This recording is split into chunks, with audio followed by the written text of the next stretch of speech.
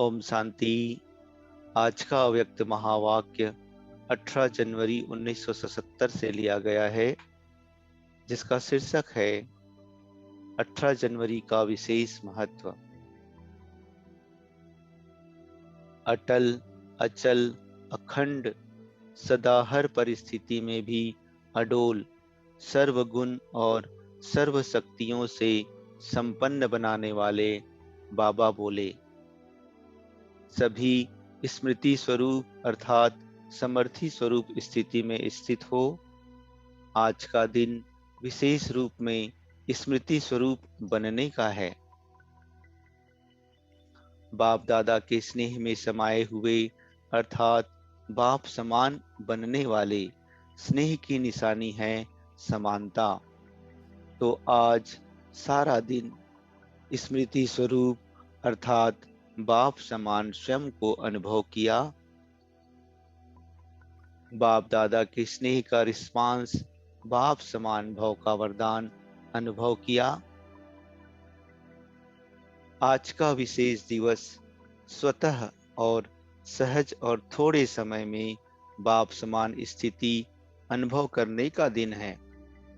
जैसे सभी युगों में से संगम युग सहज प्राप्ति का युग गाया जाता है, वैसे ब्राह्मण के लिए संगम युग में भी यह दिन विशेष सर्व शक्तियों के वरदान प्राप्त होने का, बाप समान की स्थिति का अनुभव करने का ड्रामा में बंधा हुआ है।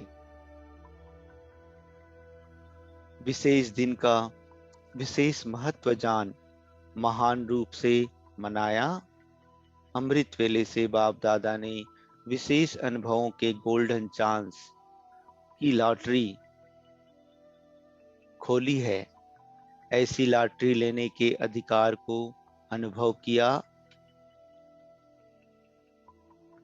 स्नेह युक्त रह व योग युक्त, सर्व शक्तियों के प्रति युक्त, सर्व प्रकार के प्रकृति व माया के आकर्षण से परे रहे।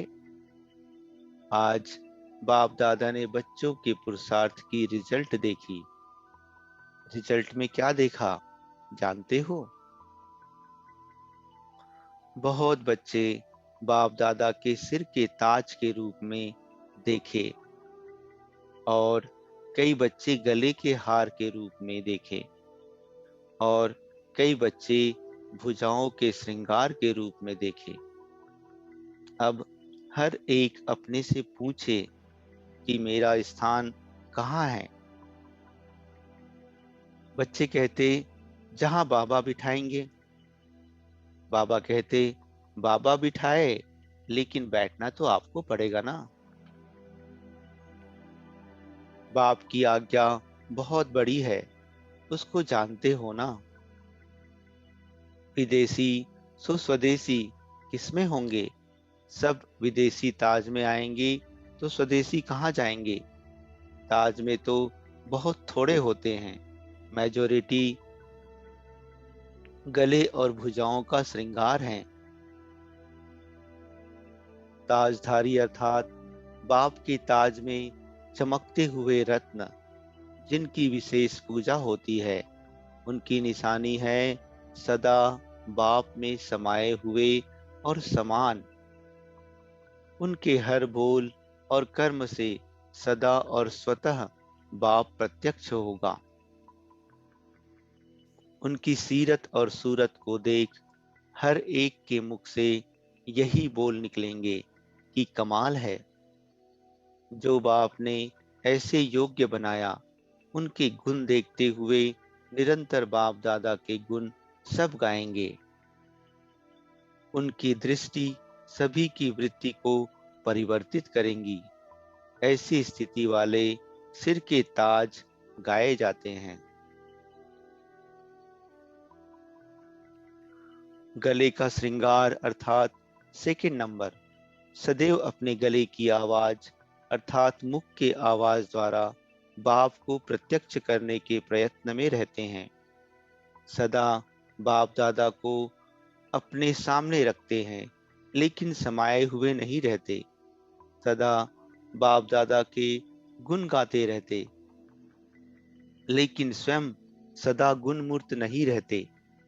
समान बनने की भावना और श्रेष्ठ कामना रखते हैं, लेकिन हर प्रकार की माया के वारों का सामना नहीं कर पाते। ऐसी स्थिति वाले गले का श्रृंगार हैं। तीसरी क्वालिटी अर्थात प्रकार तो सहज ही समझ गए होंगे। भुजा की निशानी है सहयोग की, जो किसी भी प्रकार से, मन से, वाणी से अथवा कर्म से, तन, मन व धन से बाप के कर्तव्य में सहयोगी होते हैं, लेकिन सदा योगी नहीं होते। ऐसे भी अनेक बच्चे हैं। बाप दादा ने रिवाइज कोर्स के साथ रियलाइजेशन कोर्स भी दिया है। अब बाकी क्या रहा? क्या कमी रह गई है बाकी? नष्टो मोहा स्मृति स्वरूप हो गए कि अभी होना है। 1976 तक होना ही था ना। फाइनल विनाश तक रुकी हुई है क्या? इंतजार तो नहीं कर रहे हो ना? विनाश का इंतजार करना अर्थात अपनी डेथ, मृत्यु की डेट की स्मृति रखना। अपनी डेथ अर्थात मृत्यु का आह्वान कर रहे हो? कितने संकल्प कर रहे हो? विनाश क्यों नहीं हुआ? कब होगा? कैसे होगा? संगम युग सुहाना लगता है व सतयुग, तो घबराते क्यों हो कि विनाश क्यों नहीं हुआ? अगर स्वयं इस प्रश्न से प्रसन्न है, तो दूसरे को भी प्रसन्न कर सकते हैं। स्वयं ही क्वेश्चन में है, तो दूसरे भी जरूर पूछेंगे। इसलिए घबराओ नहीं। कोई पूछते हैं कि विनाश क्यों नहीं हुआ, तो और ही उसको कहो कि आपके कारण नहीं हुआ। बाप के साथ हम सभी भी विश्व कल्याणकारी हैं। विश्व के कल्याण में आप जैसी और आत्माओं का कल्याण रहा हुआ है, इसलिए अभी भी चांस है। होता क्या है कि जब कोई क्वेश्चन करता है, तो आप लोग स्वयं ही क्यों, क्या में कंफ्यूज हो जाते हो।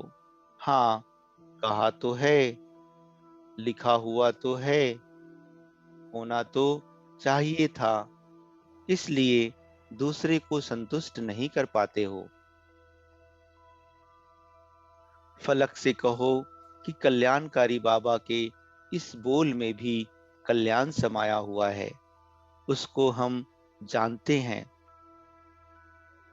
आप भी आगे चलकर जानेंगे। डरो मत। क्या कहेंगे, कैसे कहेंगे, ऐसे सोचकर किनारा ना करो। जिन लोगों को कहा है, उनसे डर के मारे किनारा ना करो। क्या करेंगे? अगर उल्टा प्रोपागेंडा करेंगे, तो वो उल्टा बोल अनेकों को सुलटा बना देगा, प्रत्यक्षता का साधन बन जाएगा। बच्चे भी पूछते रहते हैं, तो लोगों ने पूछा तो क्या बड़ी बात है, क्या बड़ी बात हुई?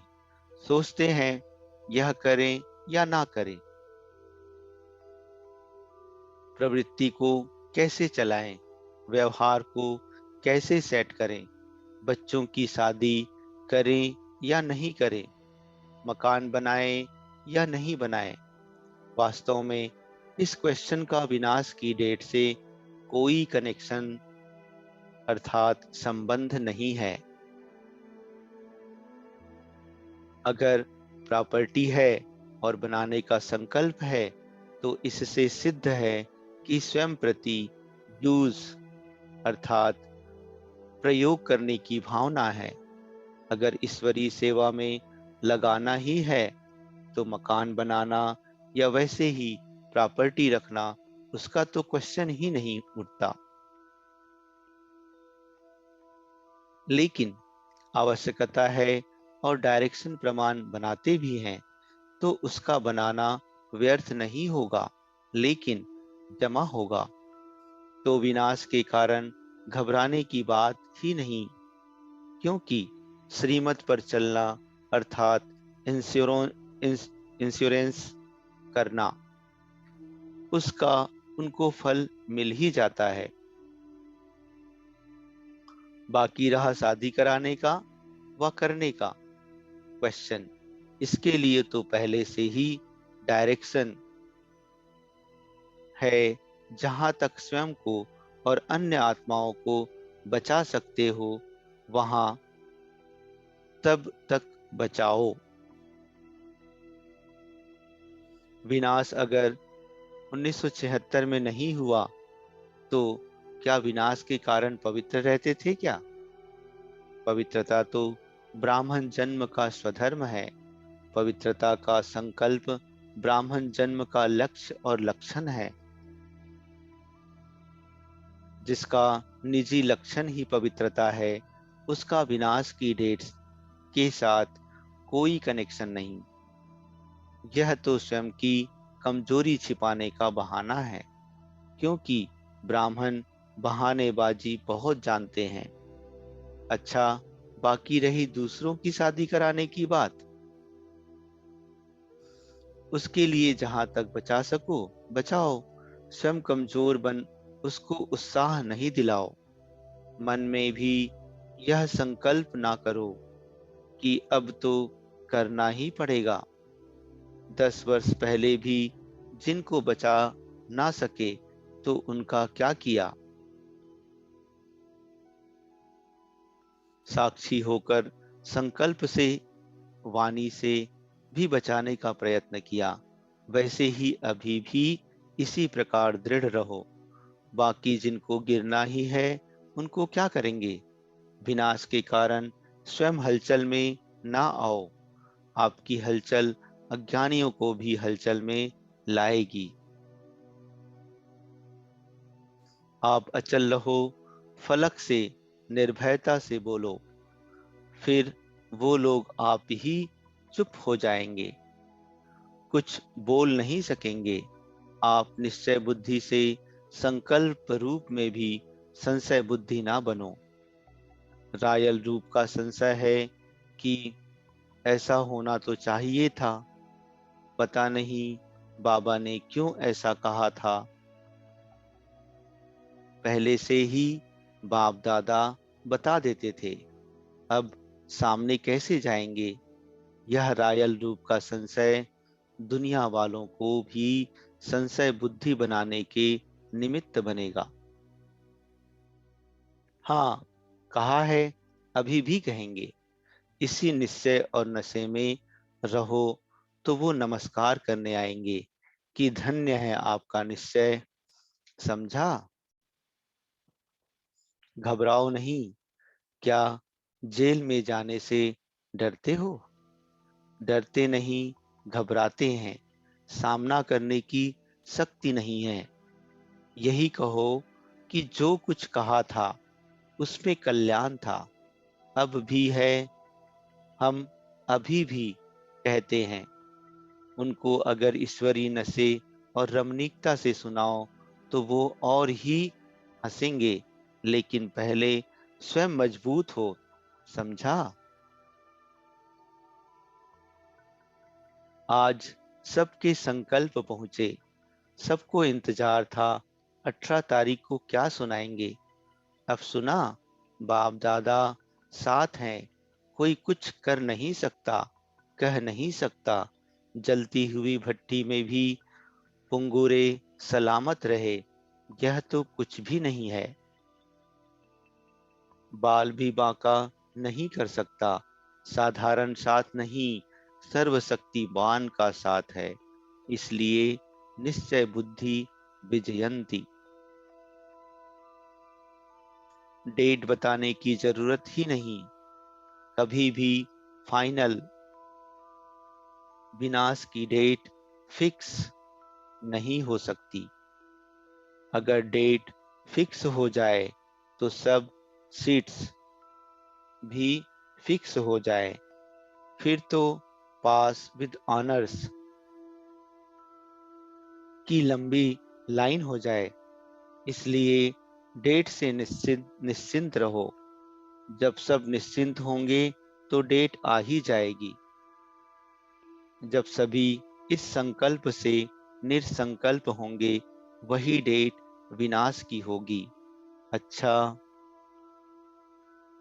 ऐसे अचल, अटल, अखंड, सदा, हर परिस्थिति में भी श्रेष्ठ स्थिति में अडोल, सर्व गुणों और सर्व शक्तियों के स्तंभ स्वरूप आत्माओं को बाप दादा का याद, प्यार और नमस्ते। अच्छा, ओम शांति।